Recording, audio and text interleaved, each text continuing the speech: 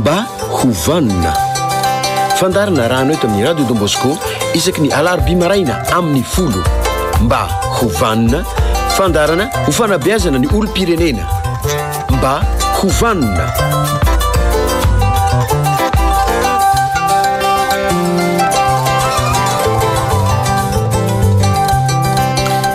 Rehefa miaravatsika rehetra indray mpanaraka ny fandarana sy ny pijery ny fandarana radio Don Bosco ny fandarana mba hovanona amin'izao maraina ny alarobia izao satria alarobia anao mieno azy dia miarabanao zay raha latsinainy kosa dia efa famerenana zay dia mbola mafisina amintsika rehetra ihany ny fiarabana fitanteraka avy aty amin'ny fandarana mba hovanona. Ny firaritsika toy ny mahazatra dia ny hoe vanona daholo tsika indrindra amin'izao fanombohan'ny taona izao fanombohan'ny zavatra maro eto amin'ny firenentsika no irariana mba hoe rehefa tonga ny volana desambra dia misy fiovana fitanteraka eo amin'ny fiainantsika tsirairay avy no izay ezaka ataontsika amin'ny fahavanonana izay. Ny manao famelabelaraka hevitra toy ny mahazatra dia ny ray aman-dreny mpanabe ny jeneraly Désiré Philippe Ramakavelo miarabanao tonga sy mahatsara indray eto amin'ny fandarana mba hovany ianao. Mba hovany ianao Andriamato Flavien dia mba hovanona Andriamato Bruno amin'ny cabinet technique eo mba hovanona Andriamato Miaja sy Andriamato Dady izay miaraka amintsika eto amin'izao fotoana izao ihany koa reo no mampita an'izao sary izao any amintsika mantsy dia arabaina fa lasa mpiara-miasa akaiky eto indray zany izay dimy mianaka. Zay ny amin'iny satria efa patsahivana antsika mpijery tokoa sy mpieno ihany koa fa efa nisy fandarana telo zay dia efa nalefa tamin'ny RTP live ny fandarantsika hitantsika ny amin'ny YouTube ihany koa dia azontsika atao tsara manaraka an'izany rehefa tonga ny tolakandro ny alarobia. Toy ny fanaontsika mahazatra manao famitiana. Ny famitinana anisan'ny zavatra andresantsika teto ary mifampitohy Andriamato Flavien dia mikasika ny hoe ny fomba tsy mitovy. Anisan'ny resantsika lava teto zay fomba tsy mitovy zay ndresantsika tavafaranteo ndraiky eo ny hoe finoana tsy mitovy ary no resantsika an'io satria mifampitohy dia ny fiaviana zany hoe rehefa hanorina tokantrano dia jerena tsara hoe manahoana ny fomba mpianakaviana ianao hiditra ho zanany tsy maintsy manaiky an'io fomban'io zany raha hiditra ho zanany dia tsy maintsy hita ihany eo ihany koa ny finoana zay fa ndresantsika lava teto ny malagasy dia manana ny finoany ary io dia tena hoe hatrany amin'ny fianakaviana amin'ny fandimbi-tany mihitsy ilay finoana dia ananany ny malagasy ary anisany mahasarotiny azy io ary ny amaranantsika azy mikasika an'izay lafiny telo zay dia hoe ny fiaviana. Io fiaviana io tena zava-dehibe mihitsy io Andriamato Flavien satria matetika ny fiaviana tsy mitovy ohatra ny karazana sakana kanefa dia ho hazavaintsika tsara izy hoe fa maninona moa ngamba tsara ny maritana aloha inona ny antsoina hoe fiaviana avy any Frantsa maketo Madagasikara ve sa ny avetsy analakely makao mamasina sa le fiaviana dia tena ohatrany hoe ny taranaka mifandimby avezany ny poizany ary zay ny mahatonga rehefa tonga ny reny hoe fanateram-bodiondro zeny dia tsy maintsy ataony tetiarana satria malagasy dia mametraka mihitsy ny hoe zahay dia tsy miantsampy amin'ny azo tsy fantatra ary tsy mihinan-kena tsy fanta-piaviana. Tena mahatomboka hoe ny tena ohatra niteraka ny lohasany niteraka ny renirano niteraka an'izao etsetretsetretra zany hoe raha ny tena marina dia ireo taranaka mifandimby tsy maintsy ampahafantarina ny andaniny sy ny ankilany zay ny anton'le hoe fiaviana. Ka reo rehetra azy io ny antony tena iresahana ny fiaviana io Andriamato Flavien dia ny hoe mba hamaro-toerana hoe ny tokantrano ary indrindraindrindra maro-toerana zany tokantrano zany dia aharitra ary indrindra ahavanina ny taranaka. Apetrako tsara ary tena tsy piko tsara ny hoe ahavanina ny taranaka. Io lafiny hoe ahavanina ny taranaka io mantsy no mampisy an'ireny hoe vadina tolotra nandeha ataontsika hoe vadina amboarina nataon'ny ray aman-dreny ary anisan'ny tena hoe nisy vanim-potoana teto amin'ny firenentsika izay tena nahazo vahana mihitsy zany hoe vadina tolotra zany zany hoe vadina amboarina zany noho ny fiaviana ihany zay zavatra zay zany hoe mifankalala le fianakaviana roa tonta ary tsy azo isalatsalana fa tena hoe efa mahalala ny taranaka mifandimby olona zao ny karazana ny toeran'ireo olona ireo zao ny zavatra tsara vita ny databe zao ny zavatra nanamarika ny fianakaviana etsetretetra zany rehetrarehetra any tena ilaina foana ny mahafantatra azy. karaha miresaka an'izany fiaviany zany tsika Andriamatoa Flavien dia tsy milaza akory fanavakavahana aloha tsy pihina tsara tsy milaza hoe fanavakavahana fa misy zay avy amin'ny fiaviana tsirairay avy ny atao hoe ny antony mako tsy fanavakavahana dia misy le atao hoe tarazo tsy mba misy miresaka an'io tsony amin'izao fotoana izao le tarazo ve lafy tsara sy lafy ratsiny sady lafy tsara ny lafy ratsiny le tarazo ka io tarazo io zay tsy de misy miresaka loatra iaho teo amin'izao fotoana izao sy amin'izao vaninandro iainantsika izao dia misy dikany sy lanjany lehibe mihitsy amin'izay toetra na ho fiaina ny isam-batan'olona mandritry ny androm-piainana apetrako tsara mandritry ny androm-piainana zay zavatra ray satria taranaka mifandimby mipitapita zany hoe le tarazany zavatra mipita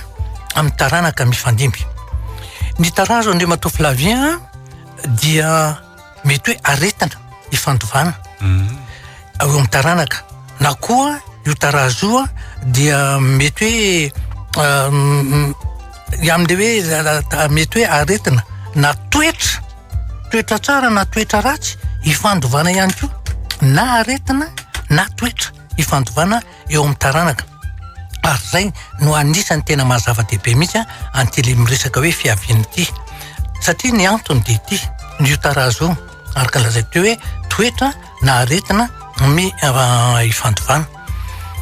anisany zavatra tena hoe mety mitera-doza mihitsy na mety miteraka fahavoazana nandeha ataontsika hoe klema eo amin'ny taranaka ny mpivady mpiavana akaiky ny ataoko hoe mpiavana akaiky dia hoe ny zanaky ny mpiravavy ireny ataon'ny malagasy hoe kepitsomby ohatrany hoe mpianatra ray-tapo na mpiravavy ray-tapo na mpirahalahy ray-tapo na ny zanaky ny mpirahalahy koa aza zay zavatra ray ny havana akaiky zany na zanaky ny mpiravavy na zanaky ny mpirahalahy na zanaky ny mpianada amiko satria no io tarazo satria io le tarazo mako tena zavatra hoe any amin'ny rahanao mihitsy mikorina any anaty raha io zay zavatra ray tsy azonao ialana io fa zavatra ifandovana kanefa dia hoe mbola misy ihany le hoe lova tsy mifindra zay ngeny tena mampisy an'io matetika le hoe mivady mpiavana io lova tsy mifindra fa inona moa ty lova tsy mifindra io le lova tsy mifindra io Andriamatoa Flavien dia anisan'ny fomba fanitarana arena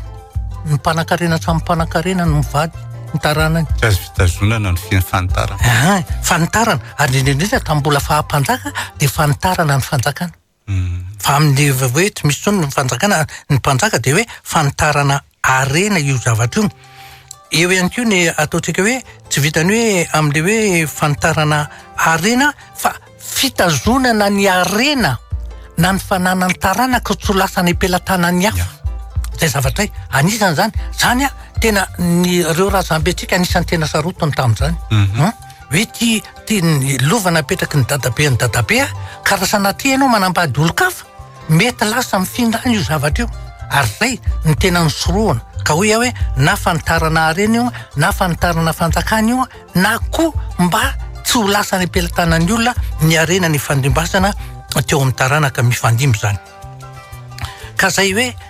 anisan'ny zavatra anankiray zay lafiny andeha ataontsika hoe ara-toekarena ara-piarahamonina fa ny tena lafiny ara-batana ndray koa zay tena ataontsika hoe tena misy lafiny mavesa-danja tena mavesa-danja fa tsy azo amin'ny raina fotsiny dia ity hoe ny tarazo ny tena mazava-dehibe azy dia ity satria eo amin'io tarazo ny zavatra tena azo marihana ary tena tsara ho fantatra dia hoe ny faharany tantsaina tompoko dia entiny tarazo ny faharany tantsay sy mifahadombony say dia ihany koa ary koa ny eo amin'ny fahadombony saina araka ny teninao ny saina taraikiraiky dia tena misy mihitsy kanefany eo amin'io faharany tantsaina sy eo amin'io le hoe fahadombony saina araka ny lazainao io dia tena hoe mampalahelo dia ity rehefa tsy fantatra le ray aman-dreny ny fisian'ny tarazo dia alaim-panahy izy anao fampitany zanany samy zanany ary naninona ary ty tsy mba mitovy amin'ny zokony fa naninona ary ty tsy mba mitovy amin'ny zandriny fa maninona kanefa efa lazaintsika foana Andriamatoa Flavien fa ny fampitahana dia karazana fanapotehana ny maizay na ny personnalité ny olona anankiray satria samy manana ny maizay azy ny tsirairay avy na io piray-tapo aza tsy tokony ataonao hoe ampitahanao indrindra ampitahanao amin'ny any velany tsy mba mitovy amin'ny zanaky mipiray-tapo tsy mba mitovy zavatra tena hoe zay le ataontsika foana hoe ny fanehom-pitiavana dia teny famporosihina fa tsy teny fanam-pepona na fanambaniana ka ny fampita matetika fanambaniana matetika tena azotsika atao hoe mahalana de mahalana zany fampita hoe nenao ny tsara fa matetika de hoe tsy mba mitovy amin'ny zana-bahoaka zay zavatra ka io eo amin'le hoe faranita-tsaina na ohatrany hoe fahataraikaraiky ny saina de avy amin'ny tarazo tena telo mianadahy ianao ny anankiroa manana ny faharanita-tsaina ny fahatelo eo amin'le taraikiraiky de io le taraikiraiky io indray mahazo an'le fa maninona ary tiany tsy mba mitovy kanefa raha satrin'io zazo io ve tsy mba hitovy amin'irety hoe mba marano-tsainao trazy any amin'le hoe tarazo io zany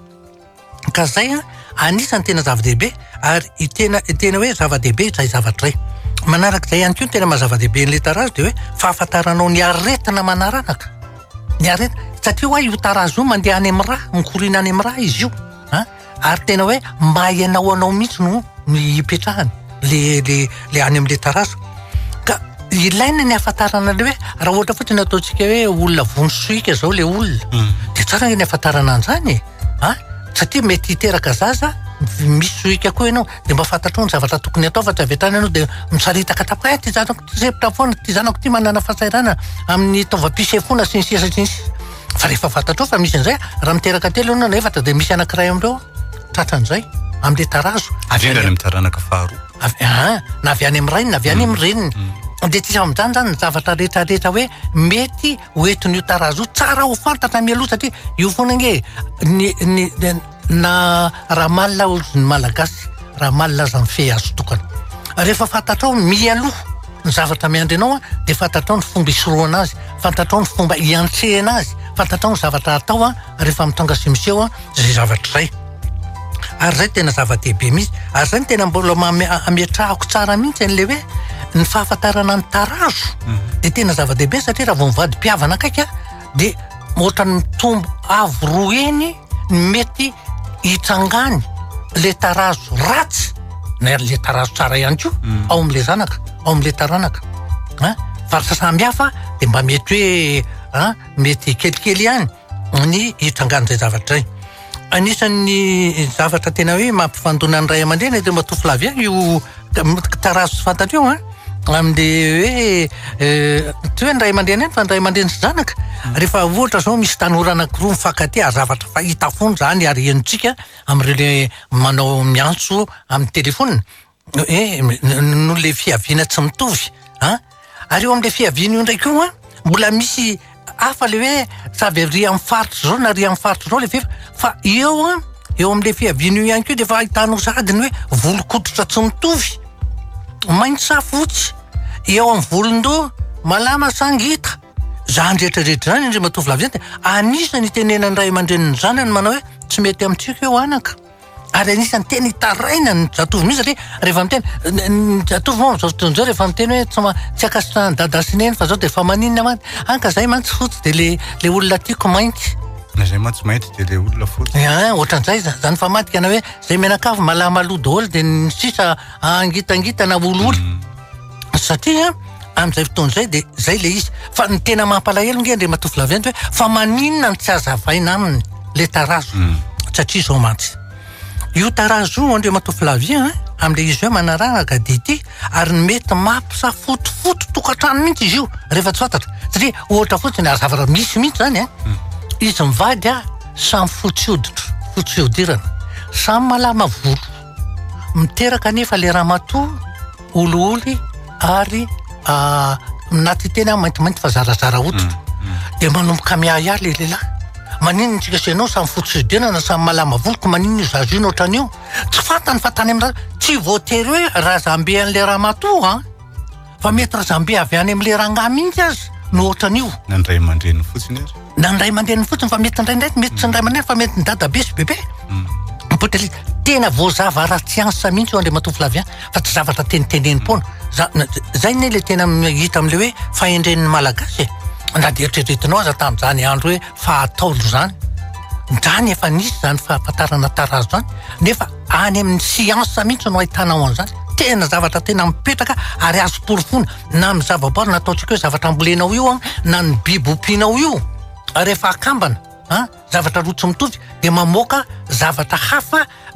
maka ny volony aty sy ny volony roa hitanao zay ny mahatonga an'ireny le hoe safiotra zay ny mahatonga ny safiotra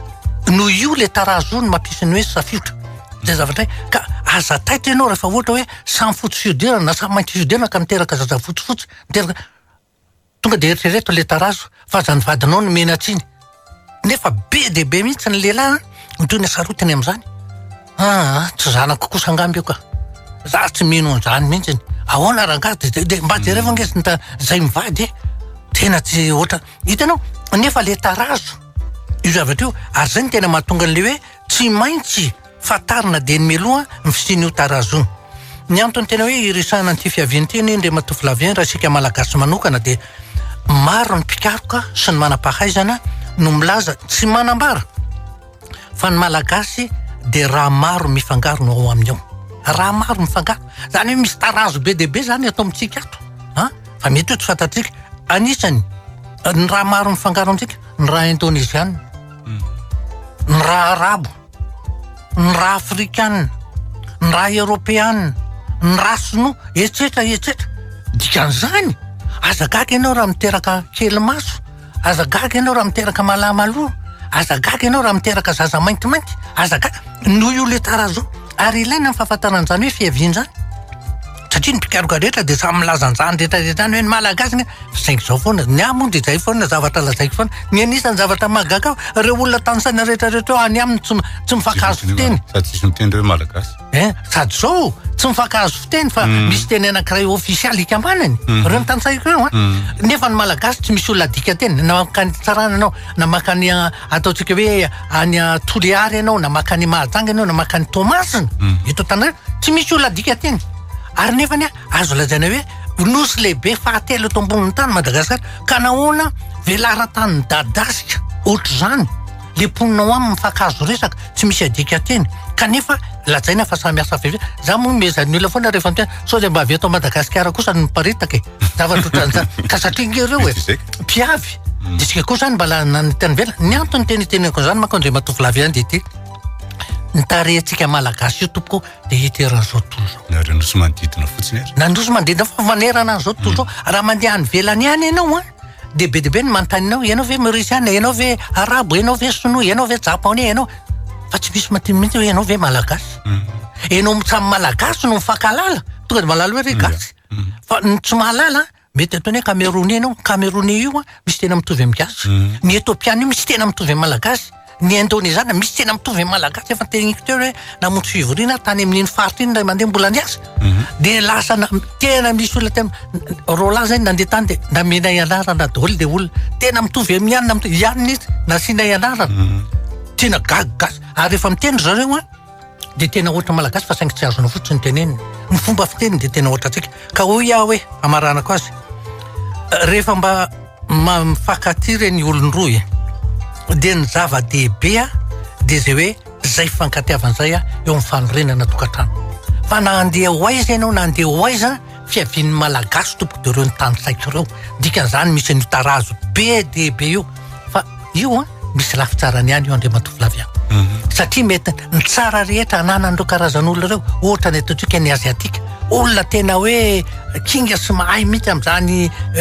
amin'ny tanana tsintsisa ny zavatra atao ny afrikanina sy ny arabo ndray olona tena manana ny maizaziazy hoe olona tsy azonao hitsakitsahana zany manana fahasahina manana fahavonona na de ataotsika hoe amozaniaina azy zany ny arabo sy ny afrikanina zay mihitsy zany hoe tsika zany manana ny lafitsarany olona rehetra eto ambon-tany raha toka haitsika ny fey azy tsy mahafantatra tsara hoe ato amiko misy fahasahina ato amiko misy fahavononana ato amiko misy fahaiza-manao ato amiko misy faharanita-tsaina ato tsika ne ny olona sambatra indrindra ny malagasy ndre matofy lavien tapitra ny tapany voalohany angasantsika niaraka atao anatin'izay tapany voalohany zay nanaraka ny tapany voalohany ampatsivina atsika ihany fa ny lohevitra ny entina zany teo de ny hoe ny fiaviana idirantsika ndray ary ny tapany faharoa ndraisina ny SMS avany aminareo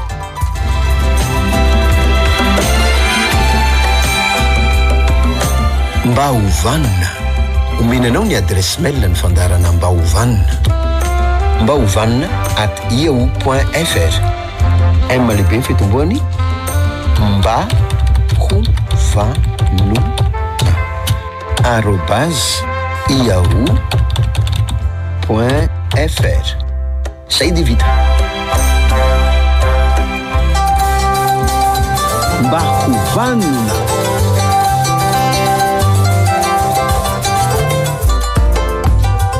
Ny 033 08 850 02 no andefasana rony SMS dia ataovy tsara ny tsipelitiny ao anatin'izany SMS lefanareo zany mba amora ny amakinay azy. Toy izao ny fivaky ny SMS voalohany ary mila torohevitra fanivadiko dia tsy mba milaza ny marina amiko mihitsy ny inona ny mety ho dikan'izany. Tena sahiran-tsaina hoe ahoana no tokony. Ny dikan'izany dia tsy misy fampatokisana eo aminareo mivady. Matoa mandangy any anankiray dia tsy matoky. Tsy matoky mihitsy. Hoe izy indray ve zao dia ino zany hoe ny fieritreretan'io vadinao mpandangy io dia ianao no tsy matoky azy. Hoe izay zavatra rehetra lazainy ve dia ola tsy tokisanao indray. Azonao. Any hoe le aya zany ny avy any aminao. Ka raha ohatra ka tianao vahany zay olona indray dia aza be aya amin'ny vadinao. Fa zay ny mahatonga an'io zavatra io.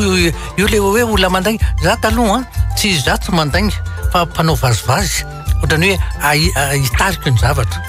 Ianareo zany mpanitatra. Ohatra zany.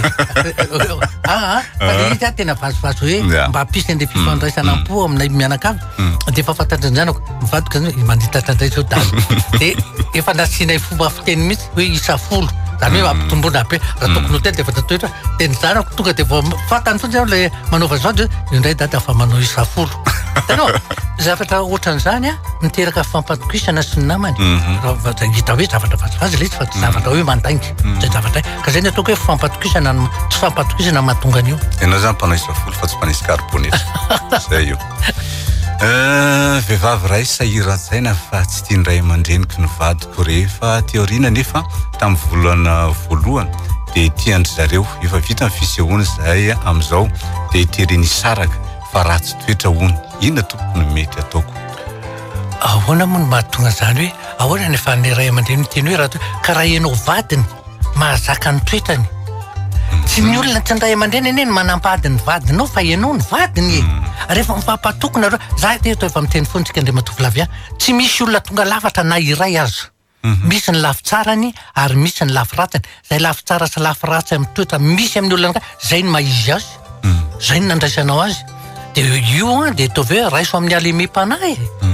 Dia mba ny lafy tsara ny zavatra foana ny jerena fa za ny lafy ratsiny. Matoa ianao lasa kirina sy lasa kizitina dia ny lafy ratsy foana ny lafy ratsy-piainana foana no hitanao.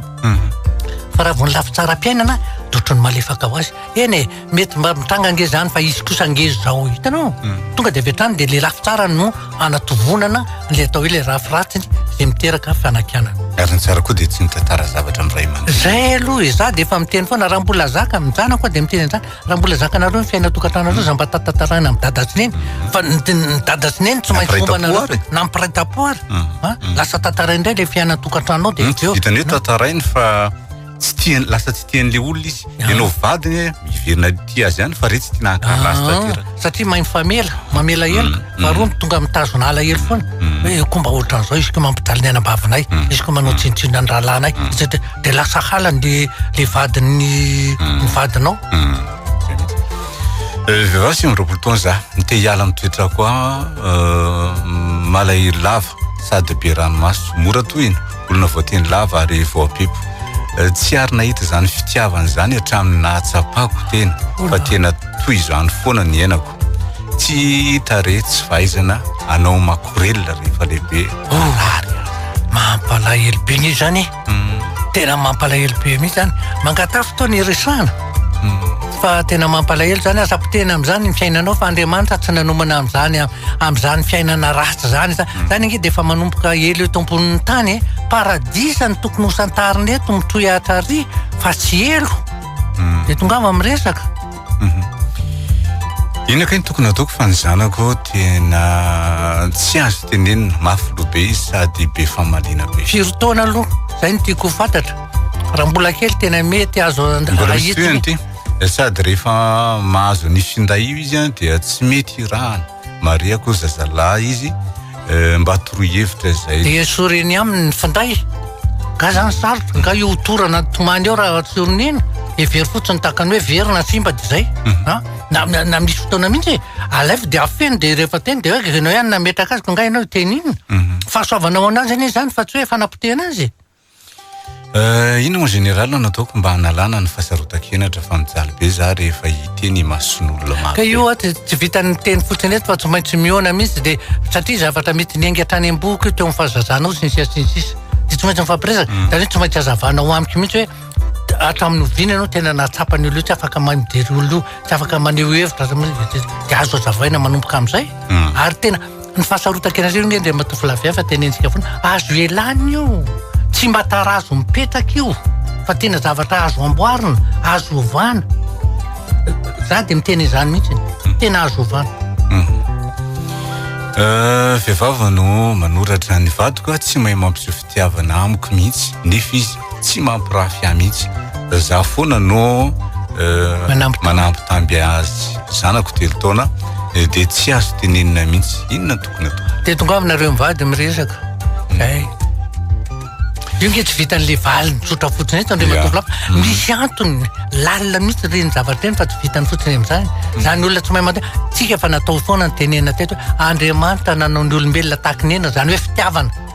fitiavana mihitsy ianao io ka hoana ianao tsy hay aneo an'izany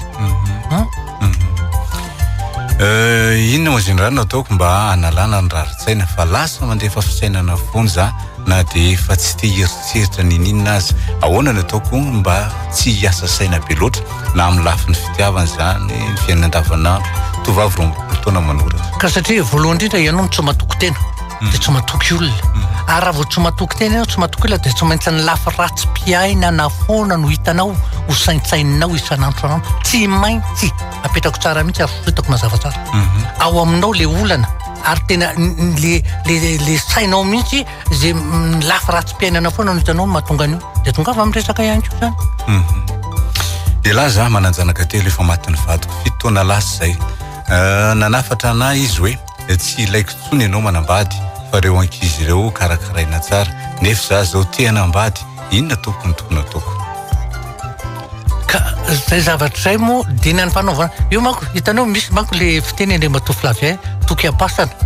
zany hoe raha mbola eny mpandevenana de tsy hanambady tsony fa de anao ihany tiako tsy mahafo ianao heritonao oriny izy manambady zay le toky apasana ka io eritrereto tsara satria maty vadiny maty ny velona vadiny velona zay zavatra hitanao fa rehefa mandevana any amin'ny foko sasany eto Madagasikara tena rehefa piditra ao pasana an'le olona le vady maty io ny lahy na vavy de tena misy miteny mihitsy hoe any ianao fa tsisy vadinao tsony aty ary ny amin'ny fomba hafa de ampanarahana vatanakondro ampiarahana aminy atao eo akaikiny eo ohatrany hoe eritreretiny io mbola misy vady eo akaikiny eo fa tsy olombelona tsony io fa vatanakondro fotsiny zay zavatra zay tena fomba misy zany any amin'ny faritany ka zay zavatra zay ka zay ny ataoko hoe raha mahatsiaro teny ianao satria ny fanambadiana nge atao amin'ny fahafatesany raha mbola velona ny vadinao manambady ianao de am'izay ianao manota fa raha efa maty ny vadinao ka manorina tokantrano vao ianao ikarakaranao ny tenanao sy ireo zanakao fa zao kosa mba olona mifakazo po amin'ny zanakao alaina fa tsy olona nilikilika azy zao manao asa tena manana taratasy ara-dalàna tsara mba te hampandroso kokoa ny asako io fa somary sahirana ny vola mety ahitra ihany fa ny hevitra ny somary manahirana ay de mitongava mangataka hevitra amin'io ny hevitra nge tsisa tsy amin'ny olombelona le alajaka ianao fa za miteny foana raha loharano-bola ray fotsiny ho any miditra amin'ny tokantrano tsy maintsy sahirana 2-3 miazo atao tsara mampiditra loharano-bola 3-4 amin'ny tokantrano anankiray satria io vatantsika olombelona io de feno talenta nanaovan'Andriamanitra azy ary zay ny mampisiny hoe ny arena voalohany indrindra de ny saina mampisiny tsy misy zay io sainao io afaka mampisiny tsy misy de miampy an'ireo le arena maro hoe ny rasa-tanana ny fotoana 4 etsetera ahafahanao mampiditra manananao loharano-bola maro vehivavy 20 taona manana olontiana raiky amin'ny 20 taona mifankaty tsara zay ary bolana teo zay no ny arahanay mariana fa samy mijaly ara-pitiavana zay ary ankehitriny ary mpianakaviana zay ary ankehitriny de samy mipetraka amin'ny havana za mbola mianatra fa izy mianatra asa ny olana tompoko de rehefa misy famalina eo aminay de hoe amony tena onona izy tsy mety zany dia mitondra anao makay zany mamony tena nge ianao dia adinin'ny olona sy mitondra makay zany famonoana ary tena ivelika hoe onto anao tren'Andriamanitra Andriamanitra irery ihany ny tompon'ny aina fa tsy tompon'ny ainao ianao zay dia tadidio ka tsy vahaolana mihitsy ny mamony tena taloha raha ohatra ka olona mamony tena maty dia tsy azo entina am-piangonana zay zavatra fahotana tena fahotana mahafaty tsy natsondray ody any aminy izy fa izy mbola tsy natsony izy dia io le ohatrany hoe vonanto kely tsy mandre fosiny zay ohatrany hoe mitonatonana misolatsolana fosiny mbola tsy fotoana ny Andriamanitra mbola tsy miantso anao vita le toerana any mbola efa vita le toerana satria Jesosy efa niteny mihitsy ndia ka hanamboatra fitoerana ho anareo rehefa vita ho izy alaiko nareo dia mbola tsy vita za mato izy tsy nalaina nefa izy nandena akany natonana izy zany misy toerana be dia be any mbola samy tsisy tady inona kaina atao mba ampirindra foana ny fiarahana eo amin'ny olon-droa mba tsy ankaleo eo amin'ny rotota mba tsy anana ny anankiray eritreritra ampiraha dia rehefa mifampatoky sasatra mihitsy miteny foana amin'ny olona zay resako hoe ny fototry ny fitiavana tompoko dia fifampatokisana na mpivady samy mpivady zany na mpianaka samy mpianaka mpiray tapopo namana mpiaramonina mpiaramiasa mpiaramiombonantoka etsetra raha vao tsisy anio dia aza manantena hoe misy fitiavana ka raha fa tsisy fitiavana dia tsisy fanajana rehefa tsy misy fanajana dia efa mitapitaka ifanaratsy ifanenjika dia efa maika korontana sy savoritaka no hitanao amin'ny fiainanao ahoana ny hitaizana anreto ankizy zanatsika fa tena manam-panahy fa ankizy 17 hatramin'iraika amby 20 taona dia efa liana amin'ny firaisana ara-nofo sahady ka satria nareo tsy manazava amin'ny antony zava am'teny foana fa tonga ny 20 taona ny vavy kely 13 taona ny lahy kely miditra amin'ny adolatsento efa miova ny toe-bata ny toe-pony ny toe-tsainy ny te-panahiny ary efa omanin'Andriamanitra amin'ny fiainako ho aviny zany hoe any amin'ny 20 taona any hoe oray oreny ho vady zay azay mahatonga ny zazy ireo amin'ny adolatsento tia mijery fitaratra tia mibikabika ny tenany satria manao zay isotonany masony hafa makany aminy zay le endriky ny fitiavana tadiaviny any velany raha vao tonga amin'ny 20 taona ny adolatsento zany tsy maintsy mitady fitiavana any velany fa za tsy sasana ary miteny fitiavanamana fatosipa fitiavanamana tena mifankatia mifanampy mifananatra etsetretsetra fotry ny mpianada fa raha vao sipa ny ataonao dia manao fitiavany mpivady nefa tsy mpivady avy eo tratra ny fankapanahy rehefa tonga ny fankapanahy dia manapotika fiainana fianarana tsy vita ny tena sahirana fa miteraka ny ray aman-dreny sorena fiarahamonina manilikilika inary ny hafaranao amin'ny ray aman-dreny sasange mbola hoe fady miresaka amin'izany amin'ny ankizy ka zao any andre matofy laviana za zany ny tena milaza aminao an'izany iza mihoatra ny ray aman-dreny no afaka anazava namany tsy manana traika efa mpiainana ve dia anazava amiko tsy zavatra kitoto fotsiny no resahany fa ianao ray aman-dreny mihitsy ary io zay nge ny antony tena hoe ampiasana voambolana tsy mandratra sofiny miteny izany hoe fitaovam-pananahany zany ianao zany nga mandratra sofiny miteny izany hoe firaisan'izany ianao zany nga mandratra sofiny ary zany no zavaina raha vao tonga amin'ny adolata io nge le ataoko hoe sitona lakolosy andre matovy lafiana zany ny sitona lakolosy zany fanairana fampahafantarana fampiomanana matoa ampanenona lakolosy any amin'ny eglizy matoa ampanenona ny lakolosy any an-tsekoly efa hanomboka ny lamesa efa hanomboka ny fotoam-pianarana etsetretsetra dia tsy efa amin'izay raha vao misy fadimbolana ny zanakao dia efa io le sitona lakolosy maneno lakolosy amin'ny 20 dia sakafo zay dia rehefa vaky feo ny zanakao dia efa io le sitona lakolosy efa afaka mampita iny io zanakao efa 14 taona lahy kely io zay midikany za le zany manana olo tiana lasa ny asan'ny Allemagne vao herinandro zay nanome toky izy fa afaka heritaona izy miverina dia ataony rahanay ny fanontaniako dia izao azo antoka fa tsy amitaka sa mila malina ihany fa sao ilozan'ny omby miahako eo sa iandry rivirinana zay raha le tsisy fampatokisana zay le lafiny ratsy foana tonga dia be so dia petrapetrany eto raha vao miteny izay ianao dia ny ao an-tsainao ny toyiny andeha mba hitady fa so dia mipetrapetra hitanao tonga dia manao ny tsy fanao ianao ihany mampititra sain-dratsy ao anatinao tsisy ninona mihitsy any le zazalahy tena le tovolahy tena manana fisainana tsara mihitsy hoe fitaiko ny fianarako nataoko ny azako aty dia miverina dia noratao ianao aty mamolavola zavatra ratsy iny ve dia tena azo vitokisana iny ve dia anao zao rehefa ampianao an'izay foana isan'andro ny sainao tsy maintsy miova hatramin'ny fonao lasa mitady olo-kafa zay nefa rany ianao ihany mahatonga zay avy eo dia anao indray mame ka za tsina ahoana raha ny ahafantarako fa ianao nga mahatarana ho avy Andriamanitra reny ny tompony ho avy fa rehefa kinao amin'Andriamanitra ny ho avinao dia afa ny fandehany Ny any vadiko rehefa miady zay dia ampiteny aho hoe lohan'andevo. Inona hony? Lohan'andevo. Rehefa miady ny zareo dia zay ny ataon'ny vadiny. Zao any ndre matofy lavia. Efa nitenentsika teto. Ny andevo razana tsisy. Fa ny andevo raha ohatra ny teto Madagasikara ny tenenina dia tamin'ny andron'ny fahampanjaka olona tsy mahalotrosa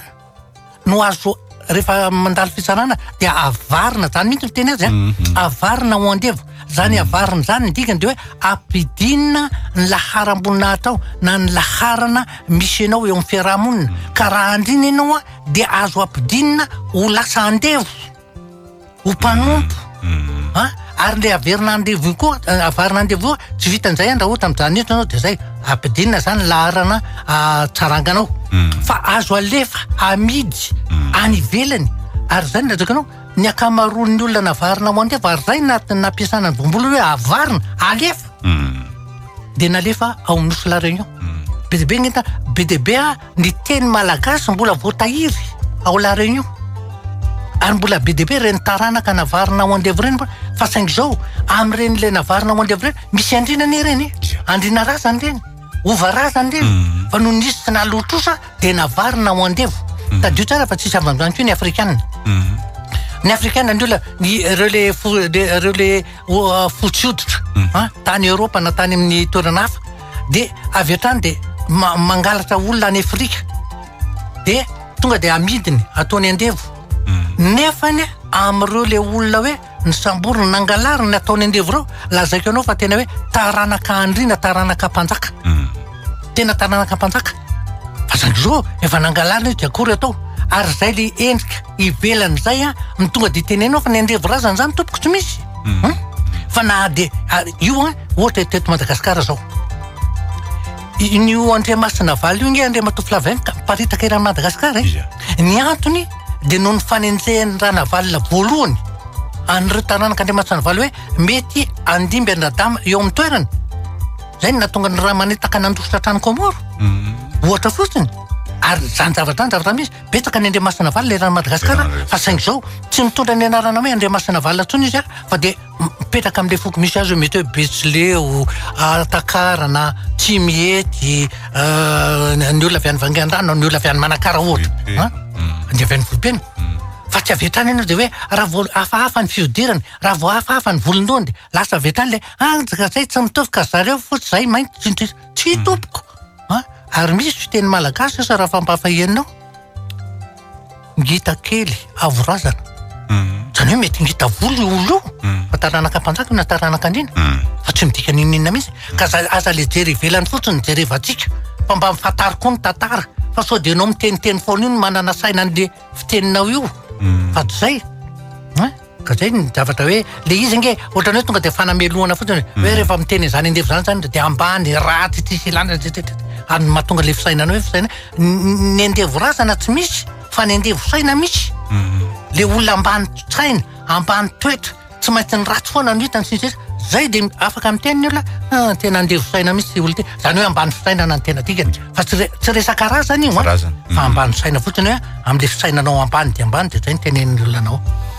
ny vadiko mahay mampifaly ny hafa nefa ny vady amanjana ny ataony tsinotsinona mba azonao azavaina ve ny antony zay tompoko le ataony fiteny malagasy hoe manemitra ivelany raha mametraka temotra ianao dia ny ao anatiny tompoko ny temerina ho tsara fa tsy ny any velany ny temerina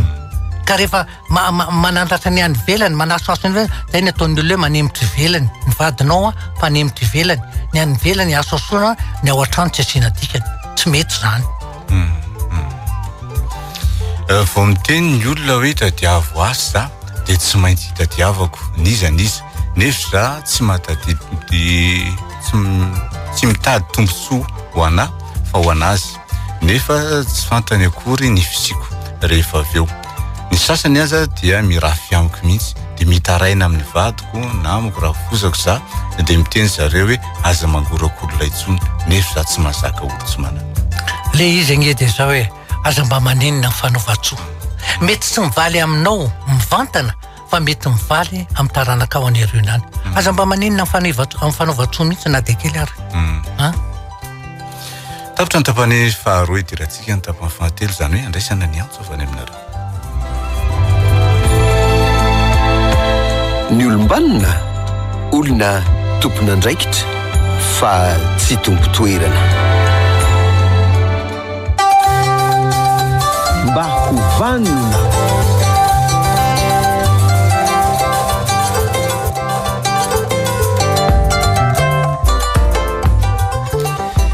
Ny 22 443 99 22 442 09 ny lara telefônina antsoinareo azadinoina mametraka ny 020 eo alohan'izay lara telefônina izay mba azonareo miditra mifantanao anatin'ny fandarana amin'izao fotoana izao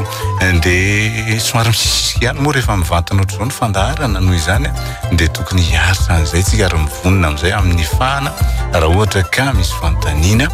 tianao ho tonga ty amin'ny fandaharana dia mamaly azy eto jeneraly arak'izay fahafantarana sy ny fahalalana sy ny traikefananany ao anatin'izay fanabeazana izay ny 020 22 443 90 na ny 020 22 442 09 ny lara telefônina idirana mivantana tsara manamarika fa mandeha amin'ny YouTube na amin'ny RTB live ny fandarantsika manomboka ny tolakandro amin'ny anio dia azontsika jerena ihany koa zany mba ahafahantsika manaraka raha ohatra ka tsy afaka ny nanaraka tsika an'izao fandaran'izao na ihany koa amin'ny alalan'ny radio ny famerenana isaky ny alatsinainy alina amin'ny valo sasany ka hatramin'ny sivy alina amin'ny sivy sasany alina zany hoe orairay tsy tapaka no anarahantsika an'izay famerenana izay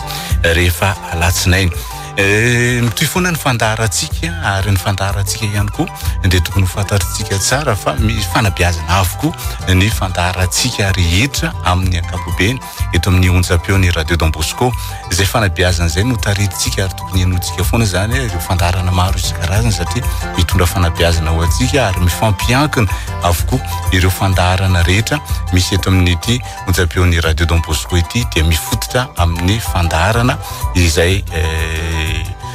maolombanina atsika izay na amin'ny lafin'ny fitiavana zay na amin'ny lafin'ny fiainana andavanandro zany na amin'ny lafin'ny fampianarana zany na amin'ny resaka fahasalamana zany na amin'ny sehatra maro isan-karazany ny finoana indrindra satria ny onjam-peon'ny radio Don Bosco dia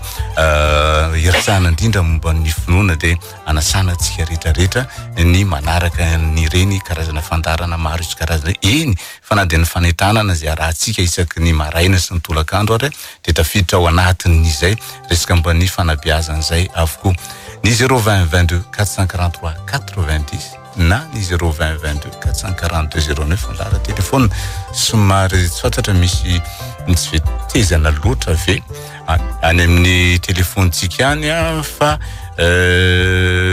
tsy misy tafiditra mihitsy hatramin'izao nefa raha ny tokony izy ohatran'izao hoe fa tafiditra foana no zany ndao toizantsika ny famakinany SMS ndao toizantsika ny famakinany SMS dia rehefa avy eo raha ohatra misy tafiditra ao dia raha isitsika hatrany any mbola kely ny vadiko dia nisaraka ny dadany sy ny mamany dia efa manambady ny dadany dia tena mampalahelo fa lasa tsy tia ny dadany mihitsy le vadiko dia ahoana ny toerana misy zeny ilay izy tsy maintsy mifankazo-po rehefa hoe anorona fanambadiana vaovao ny zavatra tsy maintsy masona dia hoe mifankazo-po amin'le olona hiditra vaovao tokantrano io ve ny zany atao ohatrany fa raha vao tsy mifankazo-po aminy dia samy hosahirana daholo na le olona miditra vaovao na le ankizy ao satria tsy fampatoky mihitsy ireo mety hoe ho masony dadany hoe masony reny mbola tsara firesaka amin'le olona fa rehefa tsy eo dia manao ny ataony dia tsy ino mihitsy ny anankiray ka maninona ara rehefa entinareo tsara resaka ka maninona raha vao tsy ety sa tsy fitiavanao ny zanako na hoe tsy fitiavanao ny vadiko io tanao dia lasa mifampiay ihany rehetra efa tena zavatra mihitsy zany rehefa tsy akasitrahany ankizy dia eo izy maneho ny heviny rehefa tsy eo anao vao zay izy maneho ny heviny inona zany tompoko ny tokony ataonay fa ny dadanay mpampirafy be dia mety anaranaka aminay ve zany sa tsy azo lazaina ho tarazo ny fampirafesana le izy tena mitombona le fanontaniana fa zao tadio tsara za miteny foana kosa nefany fa na dia mpidoroka mpatory atatatra aza ny dadanao na mpijangajanga tena raindany atao hoe akolam-bolotra ny anarany dia tena hoe tsy voatery anahaka azy ianao le tarazo ange tsy voatery hoe toetra ratsy ny rehetrarehetra natao dia makany aminao daholo fa misy amin'ireny ary njara miteny foana hoe misaorana Andriamanitra fa mbola tsy tafiditra anatina tokantrano anao manokana ianao dia efa mahita ny lafiratsym-piainana ataon'le dadanao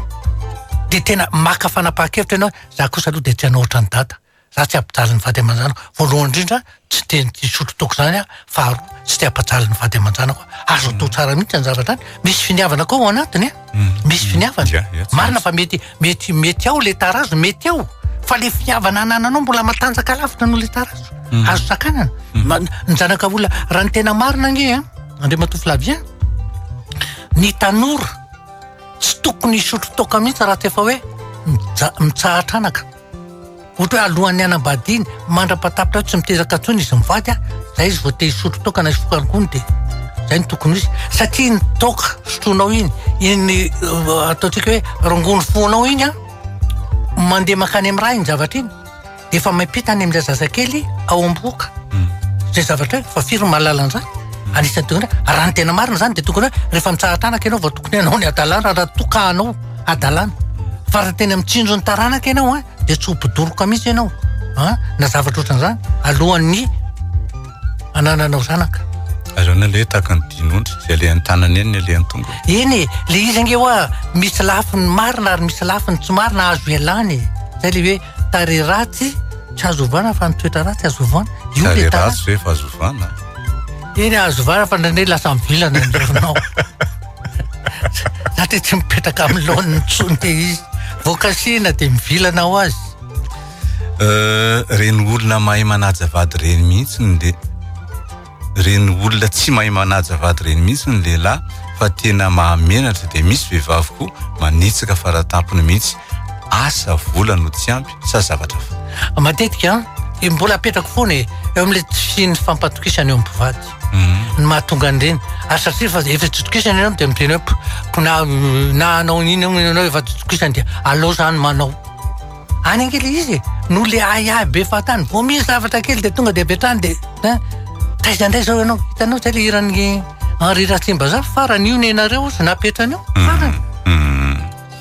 asika mba anontany kely za hoe raha efa naditra dia mba manana ho ny fiarahana tokantrano rehefa dia manahoana ny fiarahana tokantrano rehefa any aoriana fiafarahana tokantrano rehefa any aoriana misaotra toko vehivavy manoratra zao nge io nge hoa eo amin'le fanarana eny rehefa hoe mifamela ela zany atao hoe tsy misy olona tonga lafatra nge hoa eto ambony tany dia matofy lavien zao rehefa mba hitanao inona ny lafy tsarany za zany miteny amin'ny olona foana marina fa tsy vola ihany ny fiainana hoe rehefa mbola vola mamelona anareo ny vadinao rehefa mbola tsy mikasy tanana ny vadinao rehefa mbola tsy mamilava ny sisa ny vadinao dia mba mipetra tsara fa tsy ahitany olona tonga lafatra hoe tena zay le mahatonga an'le teny vazivazy hoe ohatra ny anjelatsaka tany zany iny moa dia mony tandremo tsara zay ny ataoko hoe jereo zay mba lafy tsara mpiainany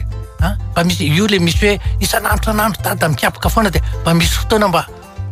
tsy nisotro izy mba miramina dao tsika mianakavy mandeha dia mba mandeha dia mba falifaly tsy isan'andro mamilava matory atata zao dia mody mia tsara vela zay le olona tsy mba mahita ny lafy tsara mpiainana mba raiso amin'izay lafiny tsara dia mba ndany tsy maninona mba mahafinaritra ny zany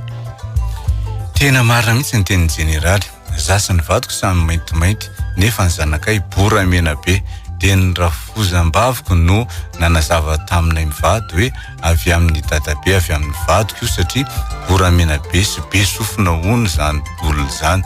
te milamina zay ara dia izy io ara-tsiansa mihitsy an'io ara-tsiansa mihitsy io fa tsy hoe zavatra teniteny zay ny ataoka ilay malagasy any manana fahendreny tsy voatery nandeha nianatra nandritry ny fitotaona dokotera tsy manam-pahaizana manokana fa tena fahendrena napetraka andriamanitra ary ny malagasy ny fahendrenana anany dia mandinika satria ny obola ndrazana rehetrarehetra iny ny ainga tamin'ny fandinihana teo amin'ny tontolo ihany aza sy ny fiarahamonina sy ny traika fampiainana rehetrarehetra zay ny fahendrena malagasy azo ialana sy resina ve tompoko io tarazo ratsy io ny fahatarana kely eo amin'ny fakingana za manko tsapako manana itoetra io eny rehefa fatatrao nge dia le izy dia hainao ny manambotra azy ny tsy fahafantarana ny tsy fahalalana dia matofy lavien ny tsy no hahafahana misoroka na manatsara na manavao na manova fa rehefa fantatrao hoe tia ny tena lesiko atao ohatra ny olona le saroko enatra rehefa tena zavaina aminy hoe tsisy olona tena teraka ho saroko enatra zany fa ny antony dia rehefa elanao dia iny ianao fa lasa tsy matahotra olona tony lasa mifanatrika amin'olona sa maneho hevitra sa manao zao manao zato zay fotsiny le izy fa tsy voatery vato lasa kizitina be mba toroy hevitra dia indikan'izany misy zavatra tsy ampy aminareo roa fa tonga avy amin'ny resaka eo amin'ny lafiny fitiavana indrindra zay ny tena mahatonga ny olona kizitina matetika tsy ampy fitiavana zay ny zazateraka ve tsy maintsy mitovy amin'ny rainy aiza nisy an'izany hoe tsy maintsy mitovy arin-drenina zany iny tsy voatery andadabeany zany ona bebeny manakory ka zay indrindra mety arany eo ny zazateraka mpivady mety tsy mitovy amin'izy mivady fa havany tetezina any ananany ary ty tena hitanao tena misy nge fiteny le matoy Flavien hoe zafy manahatra ay be na manahatra eny be le zafy mpanahaka zay zavatra mety zavatra misy zany le izy mivady tsy nanahaka ny rainy sy reniny fa ny zanany no manahaka ny ray aman-dreny niteraka azy misy zany ahoana ny fomba anontaniana ny vehivavy hoe mbola vierge ve izy sa tsy na firina aoriana ny nikotina na ny araha mahatonga ianao manontany an'le izy dia mety manana heritreritra hoe te hanao firaizany ny atin'izay misy kinaro ny tokony anontanianao na mbola virgine izy na tsy virgine tsy mieritreritra hanao firaisy zany ianao amiko zay fa tsy hitako mihitsy ny tokony namanao ve satria le fitiavana eo amin'le 1 ka hatramin'ny 20 taona nge na 20 taona izy mpinamana ohatra ny mpianada ny anadany ve dia anontany miavaviny hoe ndrify mbola vierge na mety tsy izay koa hoe tianao an'izay fa mety te hampiakatra ny ovady izy dia manontany izy hoe mbola madio ve ianao tsy mbola nisy olona niaraka taminao ve fa ndray zay andeha matoy Flavien za fa miteny foana mandra-patena mahatapa-kevitra anao anorina tokantrano ao mpinamana alohanareo tsy tokony mipetraka mihitsy zany fanontaniana zany amiko raha mpinamana tsy anontany an'izany ka zay indrindra ireo mety mpifankaty tsika matsy milaza n'izay mpinamana zay sy ny mpinamana sy mpifankaty foana eto fa ny akabetsahan'ny olona miresaka amintsika eto dia resaka fitiavana daholo ianao zao manamafony hoe mpinamana mpianada fa ny mpanontany antsika eto dia mpifankaty daholo na inona tenentsika na inona tenentsika fa amin'izay lafiny izay no mahatonga azy anontany hoe io sipa koa ahoana ny fomba anontaniana azy an'izay andeha matoy Flavien matotsika mamerimberina hoe namana sipa dia efa lazaiko foana fa raha vao sipa ny andraisanao an'ny olona miaraka aminao dia manao fitiavany mpivady ianao efa tsy mpivady na mbola tsy nisy firaisana ranofo ary fa na oelanao aingana tsy maintsy angataka firaisana ranofo aminao io tovolahy io ray zay faharoa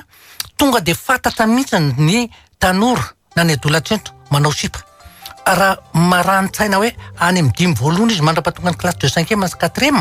manomboka amin'ny 4e izy manana sipa manomboka midina ny laharany any amin'ny 7 faharoapolo farany tonga any amin'ny première sy terminale tsy te anatra tsy te hanao fanantena sipa zay